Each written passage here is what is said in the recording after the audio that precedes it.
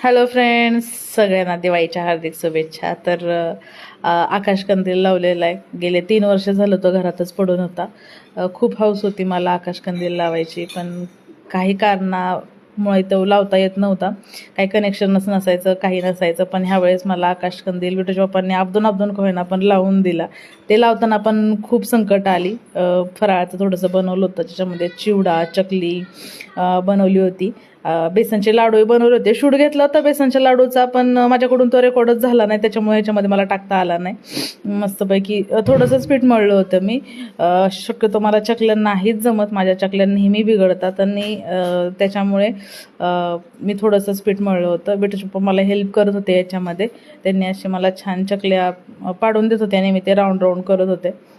बिटूच्या पप्पांनी याच्यामध्ये मला खूप मदत केली, कारण की याला तसा फोर्सही लावावा लागतो. ते म्हणत होते की पहिल्या काळातल्या बायका कशा करत असतील, ते तर पैलवानच होत असतील, असं करून करून किती ताकद लावावं लागते ह्याला. मी म्हटलं म्हणतो तुम्हाला बसवलं आहे करायला. बिटूचे पप्पा मला नेहमी चकल्या बनवण्यामध्ये मदत करतात, कारण की चकल्या त्यांनाच खूप आवडतात. तर मी मस्तपैकी 100 डिग्री सेल्सिअसमध्ये तेल गरम करून सगळ्या चकल्या तळून घेतल्या. आणि चकल्या तळताना मात्र तेल एकदम कडक पाहिजे, नाहीतर चकल्या विरघळतात त्याच्यामध्ये. मला मस्तपैकी बिटूच्या पप्पांनी मदत केली. खूप उशीर झाला होता. मग बिटू म्हटला की मम्मी मी अंथरून टाकतो. तो बघत होता मी किचनमध्ये सकाळपासून आहे, त्याच्यामुळे त्याने स्वतः मनाने सगळं अंथरून टाकलं होतं.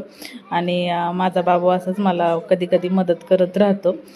पण मी त्याला टार्गेट दिलं आहे की दररोजचं अंथरून तोच टाकायचं. पण कधी कधी येतो लाडामध्ये, पण कधी कधी हा स्वतःहून सगळं करतो. कपडे खूप पडले होते, नंतर कपड्यांच्या घड्या घातल्या आणि मग सगळं थोडंसं आवरून परत झोपून गेलो. तर चला भेटूयात नवीन व्हिडिओमध्ये. बाय.